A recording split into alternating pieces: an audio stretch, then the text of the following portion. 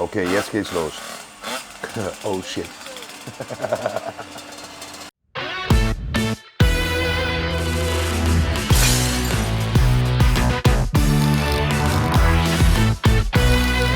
Fans, willkommen zurück beim Puchshop Show.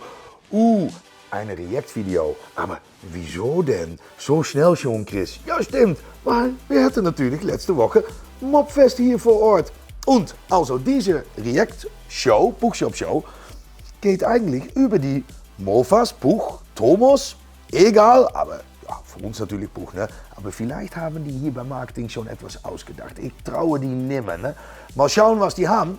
Weil ja, beim Mobfest hier waren, ja, ich schätze mehr als 500 Mopeds vor Ort, ne? Und das war eine große Erfolg. Also, ja, ich denke, wir starten einfach, weil ich bin auch gespannt, was die fotografiert haben. Aber ich bin eigentlich, ja, das kommt noch dazu, ich stehe natürlich hier beim Outletmarkt, ne, mit diesem Tag und ich komme nicht draußen. Ich bin echt von 10 bis 5 bin ich drinnen, nur Teile verkaufen, Beratungen machen und ich habe fast nichts gesehen von was hier am Platz war. Also, ich bin auch gespannt, guck mal mit.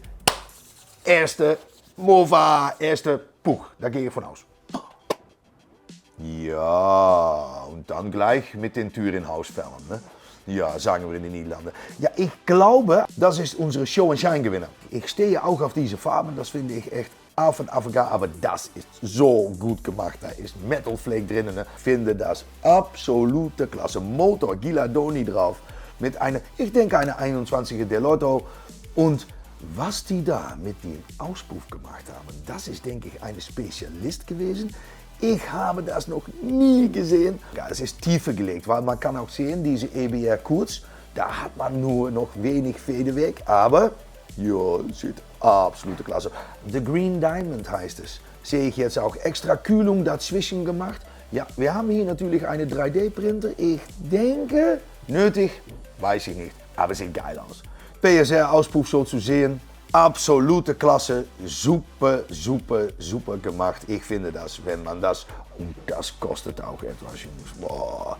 Dass er gewinnt, logisch, ne? Ja. Ja. Diese ist sehr schön, aber das ist Spanisch. Eine Carabella, wie man das auch sagen will, ist ein spanischer Moped. Es ist in Lizenz gebaut, mit Puchmotor, Puchaufkleber. Aber Jungs, Motor ist nur dasselbe. Weitgehend ist alles, aber dann auch alles anders. Man denkt, diese Schutzblech vorne, oh, das ist gleich wie ein Monza. Ist nicht gleich wie ein Monza. Tank, Seitenverkleidungen, als Stoßdämpfer kann man natürlich alles machen, was man will. Aber alles ist anders. Also, meine Beratung ist immer, wenn man so etwas kauft, die kauft man auch noch für gutes Geld, also die sind noch nicht recht sauteuer, aber kaufe es komplett. Carabella, Cobras, wie waren diese andere, die typische Mini-Cross, alles total anders. Aber Motor gut gemacht, ich denke eine 74 oder 72 Kubik Airsal drauf, mit Kopf, ich sehe Standard Vergaser, denke ich. Ich denke, das ist Standard auch ein 14 oder 15er. Ja, diese Aufkleber sind alle richtig. Ich denke, den ist unrestauriert. Kann man ein bisschen auf den Tank einzoomen, dass ich das ein bisschen sehen kann? Ja, ich denke unrestauriert. Ja, also, ja, schau mal, das Schutzblech hinten, ja, ist unrestauriert. Ja, also wenn man so etwas kauft, Motorteile kein Problem. Das ist alles normale Viergang, ne? Mit Fußschaltung und Kickstarter. Aber weiter muss man echt damit aufpassen, was man kauft, weil ich bekomme diese Fragen seit 2 Jahren eigentlich sehr viel. Oh, hast du Teile für eine Carabella oder eine Mini-Cross? Ja, haben wir, Motorteile. Also, Rahmenteile, vergesst das einfach. Más fuerte. Oh, ich liebe das. Heel, ganz heiß, Más fuerte. Hey, eine Puch Pearly. Ja, viel verkauft hier in den Niederlanden damals. Noch in Originalzustand ziemlich, nur die Weißwandreifen sind nicht richtig. Aber ja, weiße Sattel, weiße Seitenverkleidungen. Diese Farbe speziell, diese gelbe Farbe, ist eine Perlmuttfarbe. Da konnte man damals auch eine passende Helm dazu kaufen. Und ja, da war man echt, damals war man echt, war man das Männchen. Ne? Ich sehe nur am linken Seite noch eine Originalgriff drauf. Aber ich liebe das. Ne? Wenn das so, ich sage immer, wenn das so aus dem Streit kommt, ein bisschen niederländisch ist das, dann finde ich das eigentlich affengeil. Dann sind die Seitenverkleidungen sind mir noch zu neu. Die sind alle gelb geworden natürlich. Aber bitte, bitte, bitte, wenn die noch ein bisschen gut sind, einfach drauf behalten. Dann sehe ich diese Gepäckträger hinten. Das ist nur, Lack ist weg. Ich dachte, das war eine gedrehte Version. Kann das nicht so ganz gut sehen.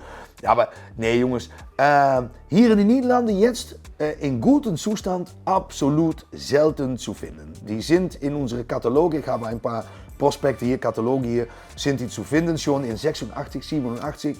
Waren in 3, 4 Farben. In Rot waren die waren in diese Farbe und dann noch eine grüne Farbe, glaube ich.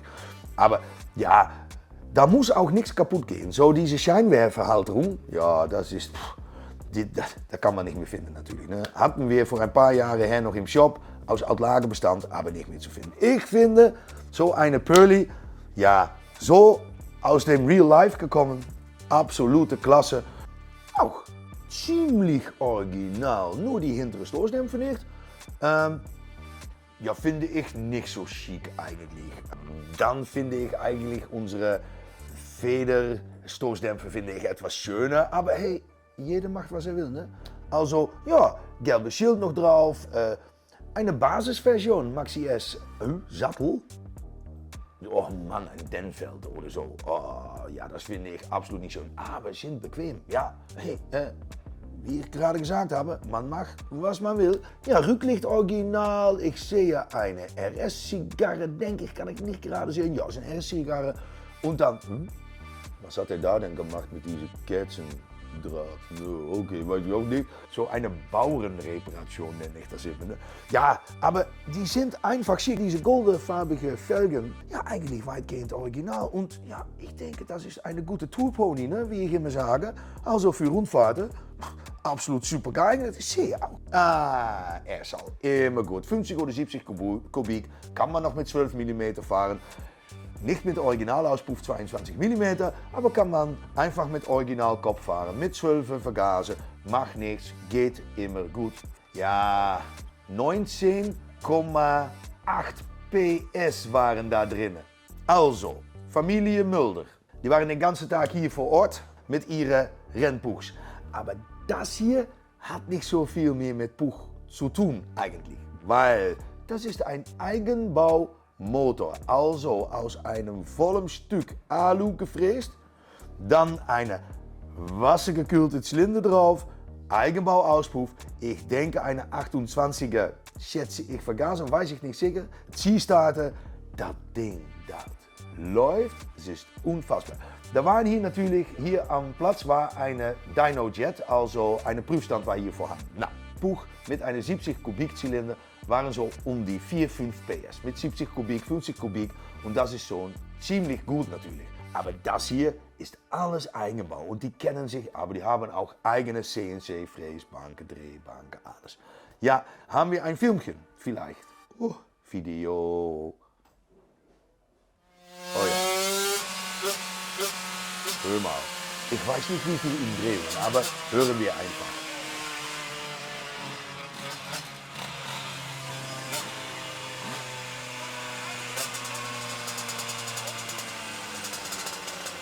Da ist meine Kameramann, Stein, da hinten. Mit diesem Mikrofon.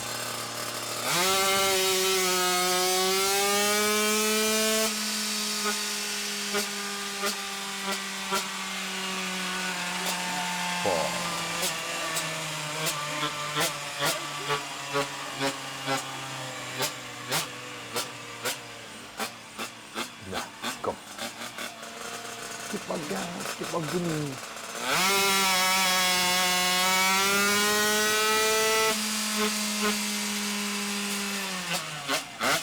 Okay, jetzt geht's los. Oh shit.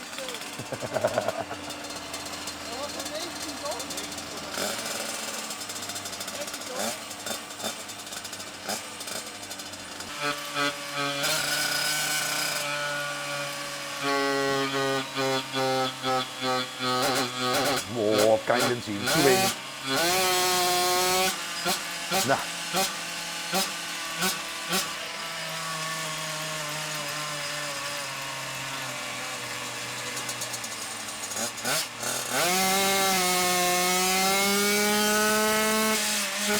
Wie viel Umdrehungen hat das eigentlich gedreht?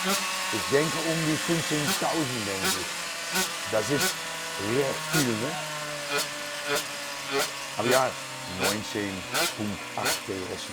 Oh, unfassbar. Und schön gebaut natürlich. Und gut gebaut. Darf aber nicht mitfahren im Buchshop Cup. Räder sind zu klein. Muss minimal 16 Zoll sein. Ja jongens, und was man hier sieht, das ist eine Trockenkupplung am Außenseite vom Motor. Das ist noch gut um zu vermelden natürlich. Ne? Ja, das ist noch ein bisschen, das ist eine alte Rennmaschine von einem Freund von mir, der letztes Jahr verstorben ist, der Arno. Der hatte auch am 29. Mai noch Geburtstag. Und damals, wenn er noch selber Rennen fuhr, hat er das verkauft, hat ein neues gebaut. Also das ist bei einer Schule gewesen. Also diese Schule, die haben noch Schulung in Zweitakt. Also ja, seit ein paar Monaten nicht mehr, die müssen voll auf elektrisch. Also hat wieder eine Bekannte von mir hat das gekauft und das ist eine echte 50 Kubik Rennmaschine.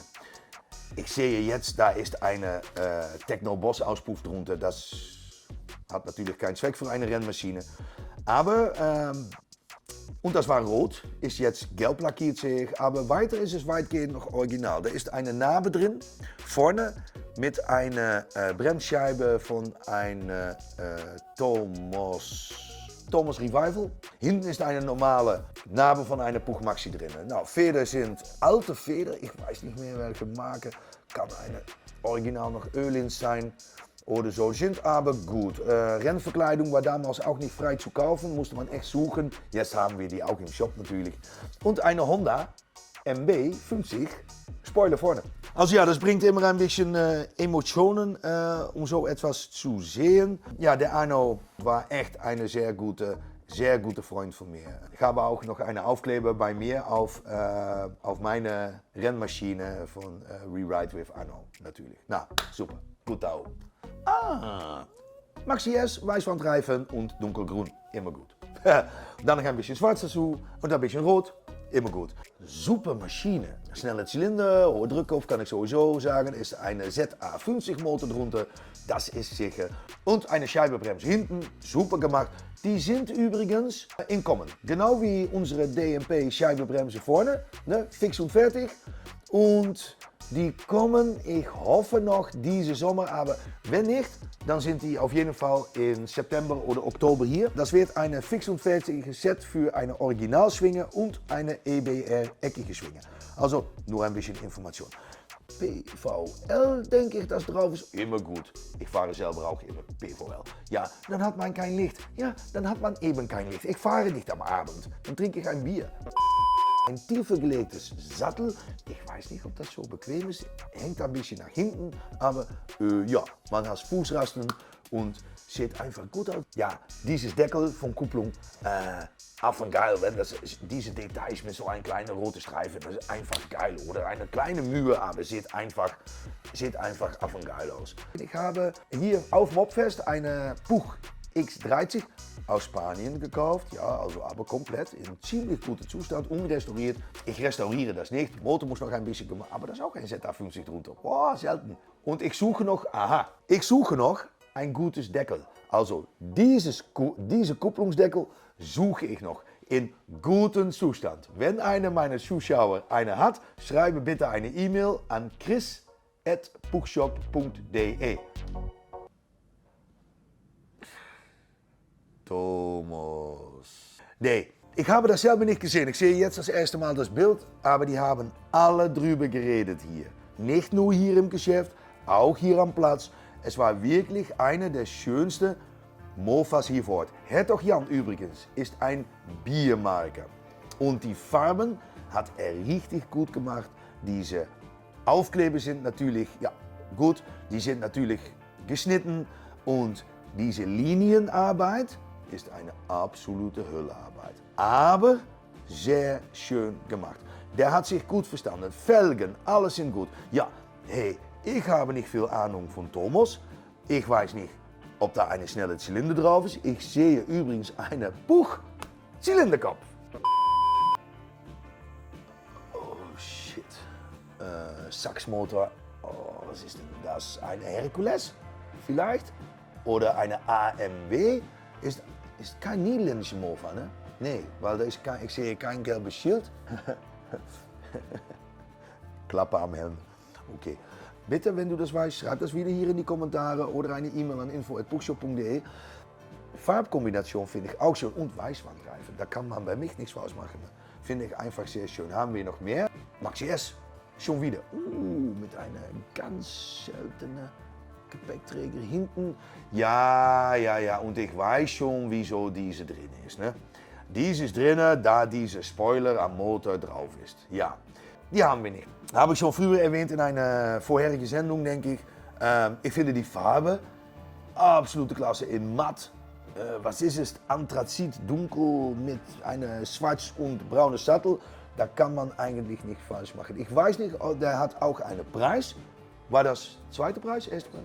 Absolute Klasse. RS-Zigarre mit diesem Hitzeband drauf. Speichenfelgen, Jungs, mit schwarzen Felgenranden. Kann man nichts falsch machen. Lenker finde ich auch schön. Ist etwas tiefer gelegt am Hinterseite. Ja, Zylinder, leider kann ich nicht sehen. Schwarz lackiert. Tasje vorne. Super Spiegel, super. Ist man wieder mit Arm im Weg. Kann man wieder nicht sehen natürlich, aber ja. Und diese, das ist schön, diese Gummis. Oh, die bekommen wir auch in Kurzen. Haben wir schon ein E-Mail gehabt von dir? Ja, genau. Also, ja, ich finde es ein absolute Klasse gemacht, hoffentlich. Und, was auch wichtig ist, Jungs, diese Baudenzüge. Oh, die sehen schön aus, so. Oh, nicht diese große Kabel überall. Nee, super. Also Puchfans, ja, das war unsere React Special, Mobfest Special, muss ich eigentlich sagen. Ich hoffe, es hat euch gefallen.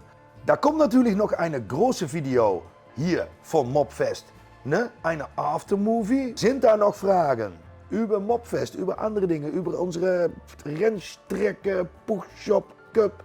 Ich weiß nicht, einfach hier in die Kommentare oder schreib eine E-Mail an info@puchshop.de und dann sehen wir einander das nächste Mal. Ciao.